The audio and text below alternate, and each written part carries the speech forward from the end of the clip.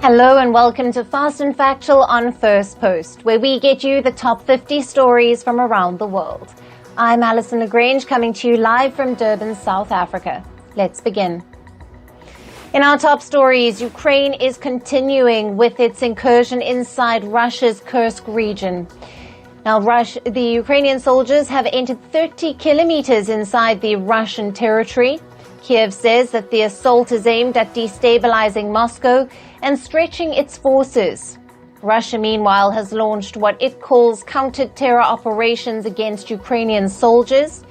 The incursion marks the most significant attack by a foreign army on Russian territory since World War II.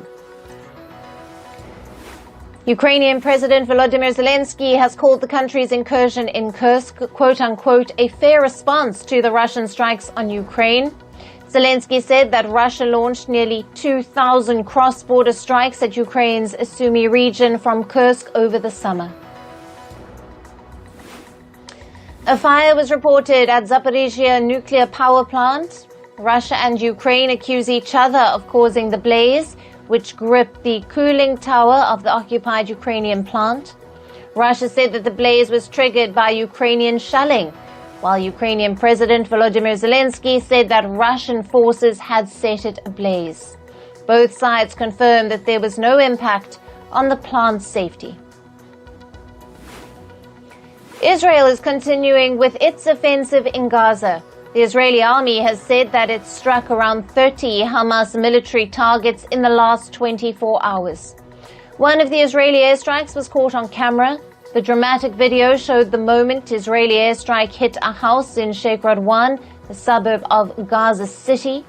The strike allegedly killed one Palestinian and wounded several others. Israel expanded its evacuation orders in southern Gaza's Khan Younis. The fresh orders forced tens of thousands of Palestinians to flee for safety.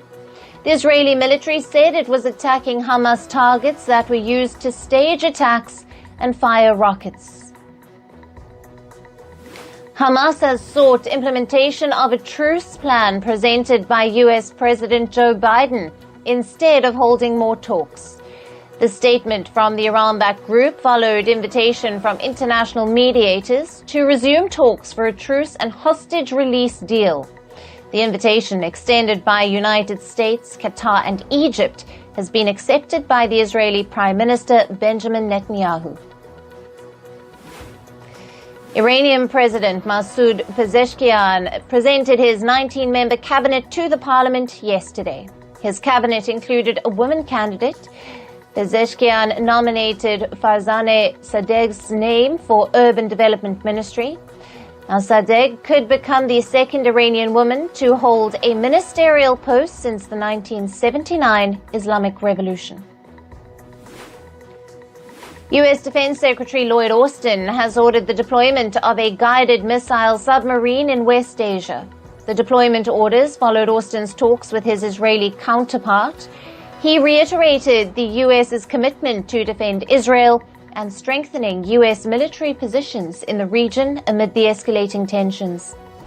Israel is bracing for potential retaliatory measures by Iran and its allies following the killing of senior Hamas and Hezbollah members.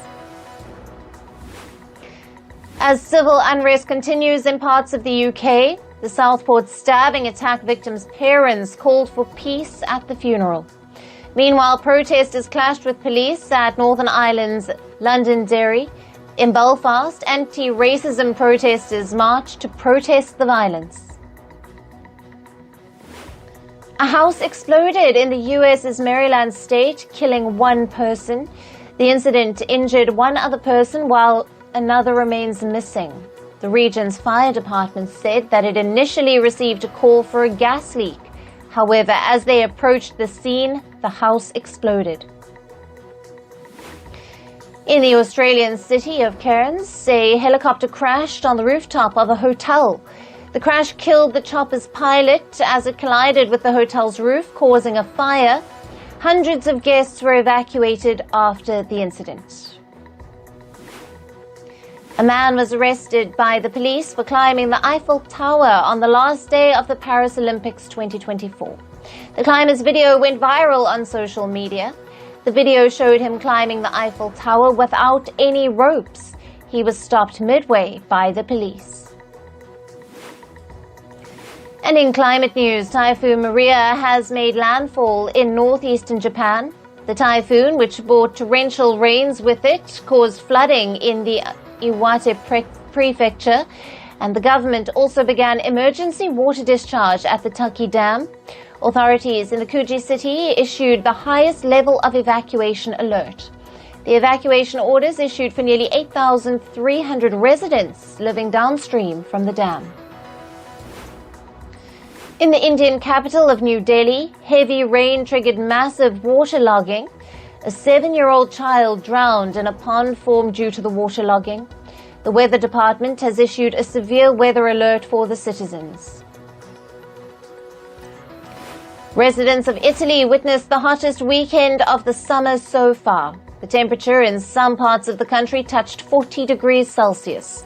Amid the rising mercury levels, cities like Palermo and Sicily are also facing a water crisis, which is drying up reservoirs, hence affecting its agricultural production. Meanwhile, people in the Spanish city of Madrid also witnessed one of the hottest days of the year over the weekend. The temperature was above 35 degrees Celsius. The Spanish State Meteorological Agency has issued heat wave warnings. Meanwhile, in Spain's Aragon region, a wildfire broke out yesterday. Authorities were forced to confine a nearby town due to heavy smoke. Dozens of firefighters were deployed to fight the blaze. Water bomber aircraft were seen sprinkling water on the affected areas. Officials said strong winds pushed the fire to spread further. In Greece's Athens city, thousands of people evacuated their houses amid a raging wildfire. The fire torched trees, houses, and cars in the vicinity. Hundreds of firefighters were seen trying to contain the situation. Smoke covered parts of the city in a dark haze. In the Tizi Ouzou province of Algeria, residents were asked to evacuate their homes amid growing wildfires. Numerous wildfires broke out in the region over the weekend, and officials stated that outbreaks of fire continued in hard-to-reach areas. The water bomber has been deployed to help contain the forest fire. In the Serbian capital of Belgrade, thousands of people took to the streets demanding a halt to the British-Australian multinational company's lithium projects. Residents argue that the project will pollute the nearby land and water. Protesters waved the Serbian flag and chanted slogans like, "You will not dig." Last month, Serbia reinstated the company's license to develop what would be Europe's biggest lithium mine. And on to business and tech news now. The United Nations says global youth unemployment has fallen to its lowest level in 15 years. The report said that in 2023, the world saw a total of 64.9 million unemployed young people. The UN report also noted that unemployment has fallen since the COVID-19 pandemic. However, it highlighted that the recovery hasn't been even across all parts of the world. Bank of America CEO Brian Moynihan has warned against high interest rates. Moynihan has said that if the U.S. Federal Reserve doesn't cut interest rates soon, it could discourage American consumers. He said that once American consumer sentiment turns negative, it's hard to get them back. The U.S. Central Bank has kept interest rates at decades-high levels to fight inflation. Meanwhile, the Federal Reserve has said it would cut interest rates in September if inflation continues to cool down. Saudi Arabia has announced an overhaul of its investment laws to attract foreign investment. The rejig law includes investor rights, fair treatment, and the freedom to transfer funds. The Saudi government has also announced plans to streamline the investment registration process. They plan to replace outdated licensing requirements with a simpler single-window system. New data shows that foreign investment is slowing in China. According to China's State Administration of Foreign Exchange, Foreign investment in China declined by nearly $15 billion in the April to June quarter. Foreign investment into China has slumped in recent years. China's economic growth slowdown and rising geopolitical tensions have led companies to reduce their exposure. A hearing on the liquidation of Chinese real estate firm Kiasi has been adjourned until September. A Hong Kong court has given Kiasi Group more time to restructure its debt with creditors. The Shenzhen-based property developer defaulted on $12 billion of debt in 2021, and the firm says it may finalize the deal in less than a month. The UK government is reportedly planning to tighten visa rules for certain foreign workers. This includes workers in the sectors of information technology, telecom and engineering. UK Home Secretary Yvette Cooper has asked the country's Migration Advisory Committee to review these fields. She has asked the committee to examine why Britain is so heavily reliant on foreign workers in these sectors. And new research has found that the CEOs of top British companies received record salaries last year. The research was published by the UK think tank High Pay Centre. Data shows the average pay of CEOs at top stock market listed companies in the UK rose by over 2% to $5.35 million in 2023. The top 9 UK firms offered their bosses over $12.75 million. The highest paid British CEO was Pascal Soriot of drug maker AstraZeneca. And Australian mining firms BHP, Rio Tinto and airline Qantas have announced investment plans for a reforestation initiative. The companies will collectively invest over $52 million in an Australian carbon credits fund. The fund aims to use this money for reforestation that can help lower carbon emissions. Australia aims to cut its carbon emissions by 43% by the year 2030. Vietnam is planning to provide subsidized electricity to electric vehicle charging stations. The move aims to promote adoption of EVs. The government says it will submit the subsidy scheme for an approval by mid-September. And the country currently has over 150,000 EV charging ports. Most of them are owned by domestic EV maker VinFast. Turkey has lifted the ban on the social media platform Instagram. The platform was banned earlier this month, allegedly for blocking messages regarding the death of Hamas leader Ismail Haniyeh. Later, a Turkish minister said that Instagram was blocked for refusing to delete posts about gambling, drugs and child abuse. Now the government says that Meta-owned platforms have agreed to respond to their demands. And moving to sports, the 2024 Paris Olympics officially came to a close. The closing ceremony took place at the Stade de France yesterday, capping off 17 days of epic showdowns and athletic prowess. Next in focus will be the Paralympic Games, which begin on the 28th of August in Paris. Paris mayor handed the Olympic flag to Karen Bass, the mayor of Los Angeles, during the closing ceremony of the 2024 Paris Olympics. The Los Angeles 2028 organizers plan to make the event the no-car games. It would require spectators to use public transportation and encourage remote work to reduce traffic congestion. Los Angeles will host the Olympics for the third time in 2028, adding to its previous roles as host in 1932 and 1984. The United States topped the Paris Olympics medal table with 40 golds and 44 silvers. China also won 40 golds but had only 27 silvers. The U.S. women's basketball team secured the final gold by defeating France. The U.S. led in total medals with 126, surpassing China's 91. The U.S. narrowly defeated France 67-66 in a thrilling women's basketball final. The match was closely contested until the final buzzer at the packed Bercy Arena. This win gave the US its 10th gold in women's basketball and helped them top the medals table. A'ja Wilson led the US with 21 points. Breaking or breakdancing made its Olympic debut in Paris. Japan's Ami Yuasa won the women's first gold in the sport, and she defeated Lithuania's Dominika Nikabanovic in the final. China's Louis 671 Qing Yi won the bronze medal. And in cricket news, Bangladesh is making last-minute efforts through the UN to retain hosting rights for the Women's T20 World Cup. The sports advisor for Bangladesh's interim government said they will discuss travel restrictions with the UN. Several countries, including Australia, the UK, India and New Zealand, have imposed travel restrictions to Bangladesh due to political unrest. These restrictions are threatening Bangladesh's ability to host the tournament.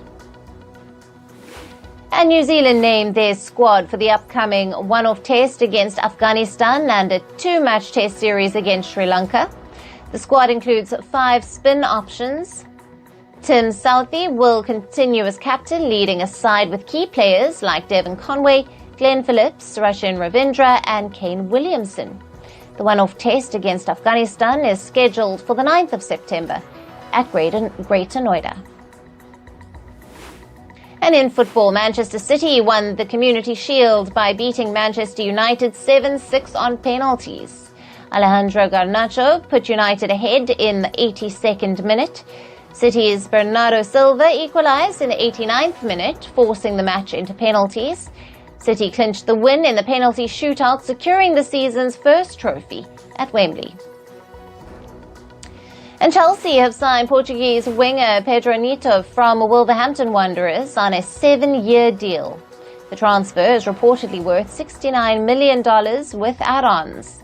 Neto has made 135 appearances for the Wolves, scoring 14 goals. And Chelsea has brought in 9 new players this transfer window. They will face Manchester City in their Premier League opener on the 18th of August. In tennis, Spain's Carlos Alcaraz aims to finish the season as the world's top-ranked player. The 21-year-old, who won the French Open and Wimbledon and earned a silver medal in Paris, is currently ranked 3rd. Alcaraz returns to play at the Cincinnati Open this week, seeking to close the gap on Novak Djokovic and Jannik Sinner. And in entertainment news, Marvel's Deadpool and Wolverine has performed marvelously at the box office. The superhero comedy film has entered the $1 billion club with its business globally. Now, the film collected over $50 million alone in North American theaters. The film features Ryan Reynolds and Hugh Jackman in the lead roles. The Disney Legends Awards ceremony in California honored 14 of the brightest stars in Hollywood. Among the people honored were Avatar director James Cameron, Black Panther actor Angela Bassett, Freaky Friday's Jamie Lee Curtis, and Star Wars legend Harrison Ford. Meanwhile, Miley Cyrus was honored as the youngest ever Disney legend. She became emotional while receiving her honor and said that she feels proud to have played the role of Hannah Montana. She dedicated the award to all her loyal fans. At the Disney's D23 fan event, the company unveiled a handful of surprises. The trailer of the upcoming films like Mufasa, The Lion King, Snow White and Moana 2 were released. The fan event took place in California. And Squid Game's actor Lee Jung-jae has been sued by a drama company over fraud accusations. The company has accused Lee of making false and misleading claims. He allegedly convinced the company to transfer shares to him and later plotted to remove the management's top officials. And Selena Gomez has left fans wondering if she is engaged to her beau, Benny Blanco. She posted a picture of her with Blanco on social media, concealing her finger with the ring and a heart emoji. And the love-struck couple have been dating for quite some time now. And rapper Cardi B is going to become a mother for the 3rd time. She took to social media to share the happy news with her fans, with images of her baby bump. Now, this came just a day after she filed a divorce from Offset. South Korean-American pop star Jay Park held a fan meeting after more than a decade. The solo fan meeting was called Jay Park Season 3, Dedicated to You. The meeting took place in Seoul with hundreds of fans waiting to get a glimpse of him. Apart from answering the questions of fans, he also surprised them with a performance with his biggest hits. An American rapper Travis Scott was released from police custody after arrest over a Paris hotel altercation. Officials said the proceedings have been terminated as the incident was minor. He was arrested last week after he got into a fight with a security guard. And Indian actor Rani Mukherjee and director Karan Johar will deliver a keynote address at the Australian Parliament House. The duo will speak about cinema's power to bridge cultures and unite audiences on the 13th of August. This comes after India and Australia signed a treaty over filming incentives. The event will be held just days before the 15th Annual Indian Film Festival of Melbourne, which will begin on the 15th of August. And that's all in this episode of Fast and Factual. Thank you for watching. Stay tuned to Firstpost.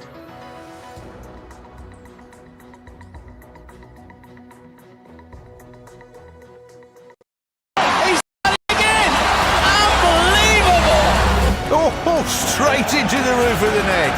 Nice one. Straight down the middle.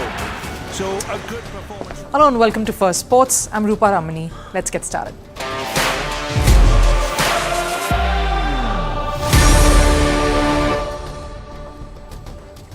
Well, on the show today, the new India-Pakistan rivalry is here. Arshad Nadeem wins gold and Neeraj Chopra